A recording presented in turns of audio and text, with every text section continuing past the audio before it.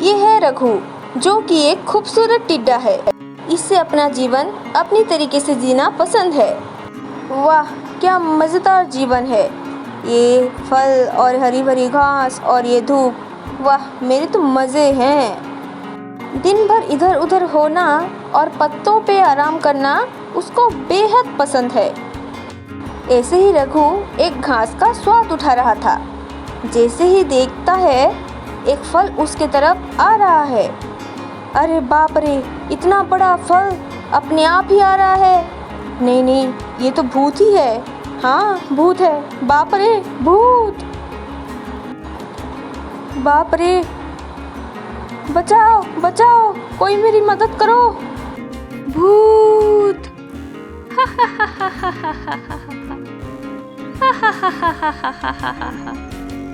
रघु, तुम डर गए? तुम डर गए रघु?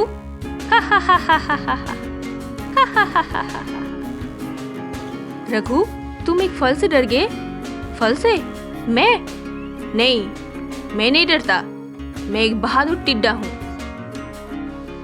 सही कहा रघु, अब मान भी जाओ तुम डर गए थे। हा हा हा, मेरी छोड़ो, तुम ये बताओ, तुम एक फल लाने के लिए 4-4 चींटियां जाते हो? मैं ताकतवर और बहादुर हूँ, इसीलिए मैं अपना काम खुद करता हूँ। किसी के सहारे की जरूरत नहीं पड़ती है। ये फल खाने में तुम्हारी मदद करूँ? बकवास बंद करो रघु। ये फल अब खाने के लिए नहीं है, तो फिर सर्दियों के मौसम के लिए काम आएंगे। सर्दियों के मौसम के लिए अभी से? हाँ, वो देखो। रघु देखता है कि एक गड्ढे में सारी चींटियां हरी पत्ते और फल जमा कर रहे थे। टमाटर, सेब, हरी पत्ते और कई सारे। रघु जानना चाहता था कि ये सब चींटियां गड्ढे में क्यों डाल रहे हैं। जल्दी ही गर्मी का मौसम खत्म होने वाला है, तब पत्ते और फल नहीं रहेंगे, इसीलिए हम लोग अभी से सब कुछ गड्ढे में डाल रहे हैं। हमें पहले से ही तैयार रहना चाहिए, नहीं तो हम भूखे मर जाएंगे। तुम चींटी हो चींटी, इसीलिए तुम्हें ज़्यादा मेहनत करनी पड़ती है। मेरे लिए ये चुटकियों का काम है। इतनी भी जल्दी क्या है, आज करे सो कल कर, कल करे सो परसों। चींटियों को पता था रघु उनके बात नहीं सुनने वाला था। वो अपने काम के लिए आगे बढ़ती है, लेकिन उनको पता था रघु एक बहुत ही बड़ा गलती कर रहा है। ये चींटियां भी ना बहुत ही अजीब हैं। इतना अच्छा मौसम है और ये लोग काम कर रहे हैं। परेशान तो इतना हो रहे हैं जैसे कि दुनिया खत्म ही हो जाएगा। खाने का कुछ ना कुछ तो जुगाड़ हो ही जाएगा। कल की चिंता क्यों करें। रघु कई दिनों तक मौज मस्ती करता रहा। उसको आने वाली सर्दी की मौसम की कोई फिक्र नहीं थी। इतने दिनों तक रघु खा खा के मोटा हो गया था। एक दिन रघु आराम कर रहा था। बड़ी संख्या में चींटियां हरी पत्ते और टहनियां लेके जा रहे थे। तुम ये पत्तियां और टहनियां लेके कहाँ जा रही हो? ठंडी के मौसम में सर्दी से बचने के लिए काम आएगी। तुम्हें भी अभी से जमा करके रख लेना चाहिए था रघु। तुम पागल हो पागल, सिर्फ ठंड से बचने के लिए इतनी मेहनत। ये कभी नहीं मानने वाला, इसीलिए वो लोग जाने लगे। आहा, मेरा पैर, मेरा पैर। तुम ठीक तो हो?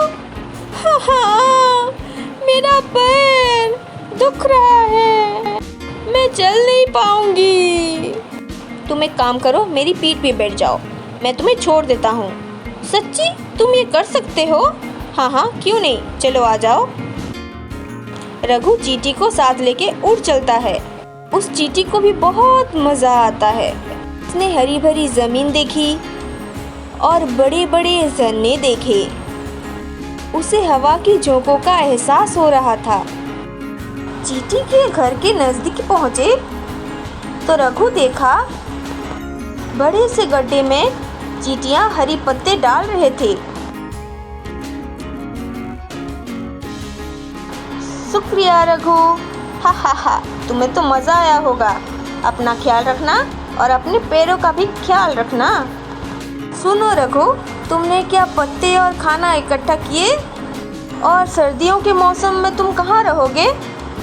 हा हा, मैं शक्तिशाली हूँ, कुछ न कुछ तो बंदोबस्त कर ही लूँगा। ऐसे बोलकर रघु वहाँ से उड़ गया। धीरे धीरे करके मौसम का बदलाव होने लगा और गर्मियों का मौसम खत्म होने वाला था।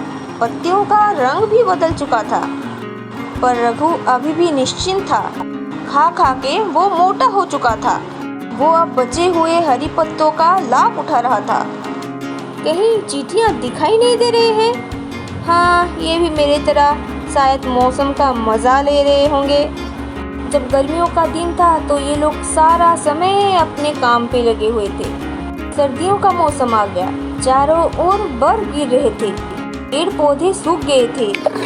रघु अब खाने के लिए तरस रहा था, लेकिन अब बहुत देर हो चुकी थी। रघु को ठंड लग रही थी। वो गर्माहट वाली जगह ढूंढ रहा था। इसी हालत में हफ्तों बीत गए। रघु की सेहत खराब हो रही थी। उसके पास ना कुछ खाने के लिए था और ना रहने के लिए जगह। उससे अचानक चींटियों ने कही गई बात उसे याद आती है।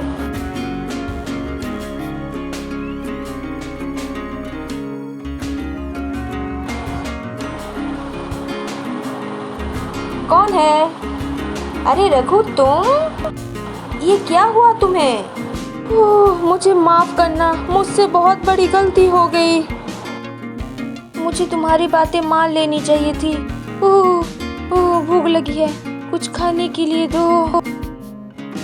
उन दोनों की बहस सुनकर उनकी मुख्य रानी चींटी बाहर आती है। हमारे पास बहुत खाना है, हम तुम्हें खाना दे सकते हैं, लेकिन रहने के लिए जगह नहीं दे सकते। चलेगा, कुछ खाने के लिए दे दो। ऐसे करके रघु गिर जाता है। तभी एक चींटी मुख्य रानी को कहती है, एक दिन रघु मुझे पीठ पे बिठा के लेके आया था।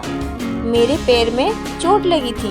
तभी तो चींटी रानी अपने साथी लोगों को कह के रघु के लिए घर बनाते हैं और उसको हरी पत्ते खाने के लिए देते हैं और उसको ले जाकर गरम गरम सूप पिलाते हैं।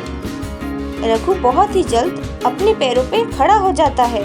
धन्यवाद, आपने मेरी जान बचाई। तुम बहुत ही अच्छे हो रघु। तुमने हमारी चींटी की मदद की, हमने इस बार तुम्हारी मदद की।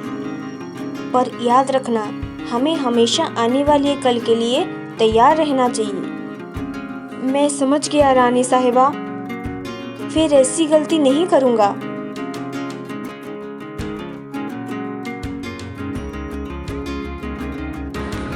तो दोस्तों, इस कहानी से हमें ये सीख मिलती है, आज हम जितनी भी मेहनत करेंगे कल उसका फल उतना ही अच्छा मिलेगा और हमारा भविष्य भी सुरक्षित होगा।